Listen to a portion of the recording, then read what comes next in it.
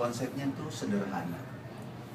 Kajian ini kita mengajak terutama generasi muda Islam itu untuk sadar tentang pentingnya kita memahami Islam secara benar.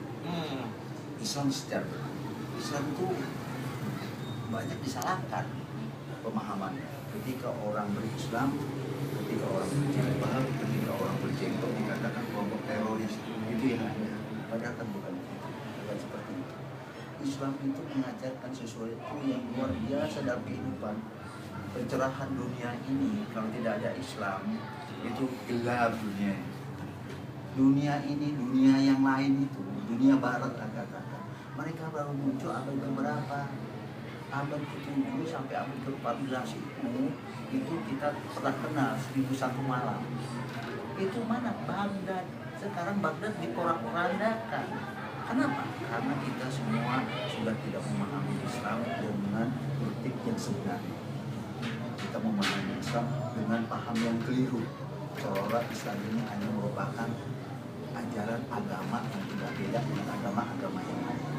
Padahal Islam ini pada dasarnya sistem kehidupan yang diajarkan oleh Rasulullah atas dasar wahyu dan diturunkan oleh Allah kepada kita. Itulah yang kita harapkan. Bahwa ada kajian dan ini ada mayoritas yang hadir dari pemuda. Itulah harapan kita, itulah harapan umat, itulah harapan Islam.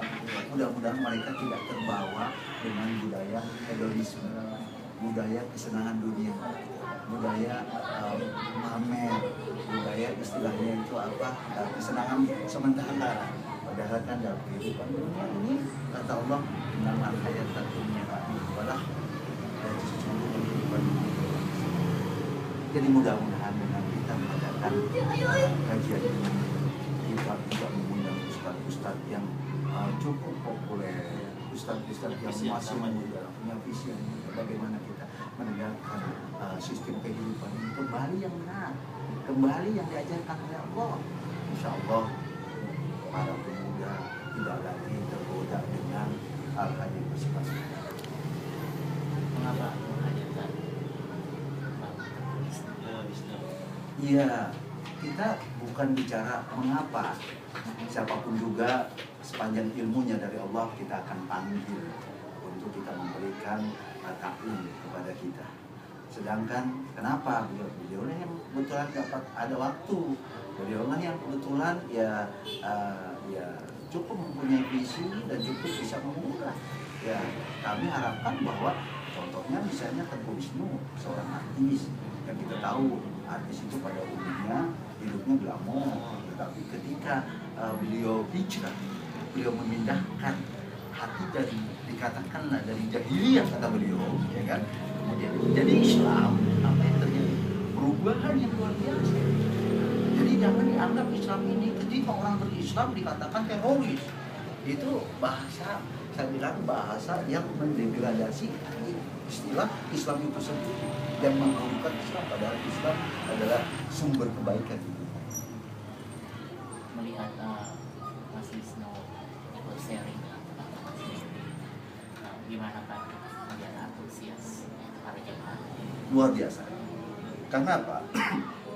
Terutama para pemuda-pemuda sekarang ini kan, kalau tidak ada satu figur idola itu kan kadang-kadang kurang tertarik, ya kan gitu. Tetapi ketika melihat seorang figur idola, seorang bintang sinetron, ya kan, itu yang kemudian dihijrah, itu saya rasa secara metode dakwah itu luar biasa, ya, daya tariknya luar biasa.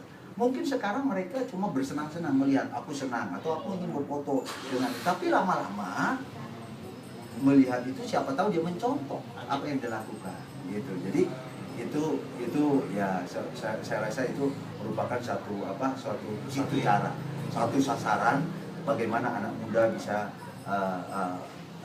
mengerti tentang arti daripada kehidupan yang sebenarnya yang dikehendaki oleh Allah Subhanahu wa taala.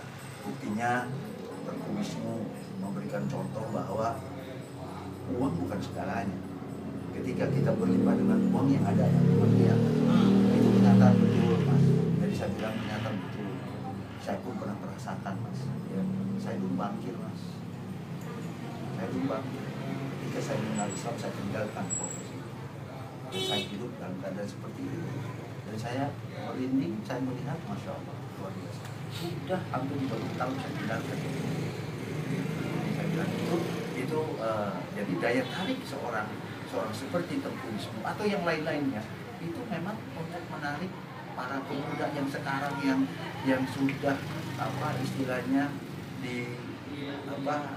diiming-imingi dengan suatu keadaan yang menipu, ya, menipu mereka kan misalnya jadi artis, jadi pemain musik, banyak duit, belum tentu yang ada mereka jadi korban narkoba mas. Yang ada mereka ketika bergaul yang seperti itu siang dan malam, yang ada mereka masuk terjerumus ke dalam jebakan-jebakan syaitan, terutama mereka menjadi penggemar obat-obat sekarang. Itu banyak yang seperti itu. Kemudian juga pergaulan bebas. Itu seperti itu. Siapa yang mau mencegah? Kalau bukan anak-anak muda lagi yang memberikan contoh. Kalau kita sudah tua, tapi ada anak-anak muda, masya Allah, kita ada mereka untuk mengajak anak muda. Anak muda itu, pemuda itu adalah potensi. Pemuda dan pemudi adalah potensi yang luar biasa untuk menegakkan kebenaran di muka bumi ini. Bukan hanya di Indonesia. Pak, melihat sosok Mas Wisnu tadi betul sebagai bisa dikatakan Ustadz muda ya, itu seperti apa sosok? Kalau saya katakan saya tidak mengenal secara keseluruhan, ya, saya mungkin tidak mengenal. Tetapi kalau saya lihat dari pandangan, cara dia berbicara, dia mempunyai potensi yang luar biasa. Mungkin dia akan menjadi ustadz, kalau betul. Karena saya pun tahu lingkungan kehidupannya dia juga kehidupannya banyak jiwa ulama, ya. Keluarganya dia juga walaupun mungkin orang tuanya dan sebagainya itu basic agamanya juga. Insya Allah dia mungkin akan menjadi ulama besar, amin. Ulama besar, amin. Amin. Kita harapkan sebagai pembaharu seperti itu, sebagai pembaharu. Ya, tidak dibatasi dengan paham-paham yang bersifat tradisional, ya kan, artinya yang justru menggelapkan kita, membodohkan kita. Gitu. Dahulu kan Pak ada kemudian Lino melihat fenomena artis menjadi Ustadz seperti apa? Saya rasa itu yang membulak-balikan hidayah itu Allah. Itu Allah yang Maha Tahu. Jadi siapapun juga, mau artis yang kayak apapun, kalau Allah sudah memberikan hidayah, tidak mustahil mereka akan menjadi pembawa kebenaran. Ini bukan fenomena kan? Bukan fenomena. Saya rasa itu bukan fenomena. Itu adalah rahasia Allah. Iya kan? Ya. Seperti misalnya kalau sahabat Umar bin Khattab kayak apa? Ya kan gitu. Tetapi kalau Allah memberikan hidayah, jangankan sampai ini mendengar satu ayat aja nangis tersungkur. Karena iman. Kembali kita karena iman. Nah kalau iman sudah masuk ke dalam hati, sudah gunung es pun bisa ditabrak. Cakep. Ya oke.